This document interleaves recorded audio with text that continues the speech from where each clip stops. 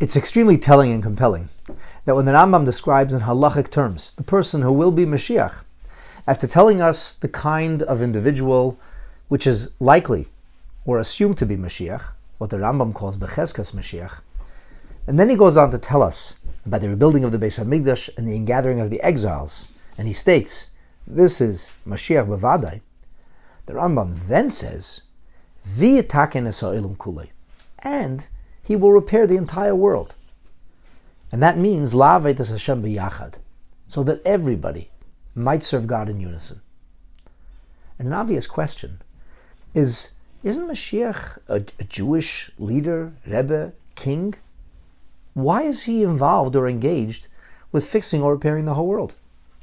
And why is it, if that's a part of being Mashiach, that the Rambam doesn't mention this until after the process of Mashiach doing the kinds of things which would lead us to the assumption that he's a likely Mashiach, crossing the threshold of being a certain Mashiach, and only then the Rambam adds, V'yitaken es ha'olam, he'll fix the whole world.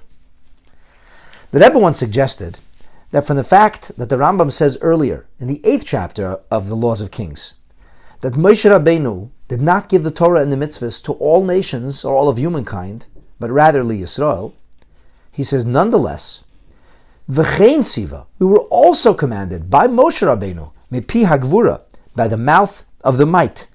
That's a language that's lifted from Masechet Sanhedrin in page 98, because all might and power is God's.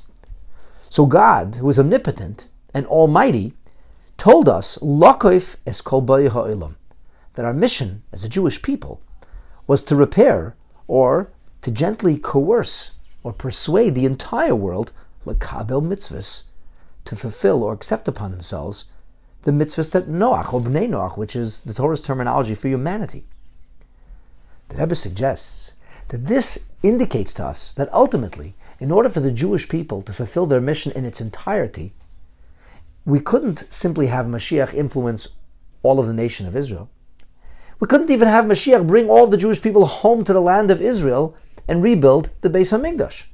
Ultimately, Mashiach will have to lead us towards a world that is healed, made whole, and perfected.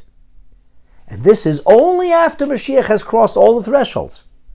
In the final phase, which is even past Mashiach Vadai, when all of us know with certainty that he's Mashiach and Mashiach has come, ultimately the world will reach its perfection.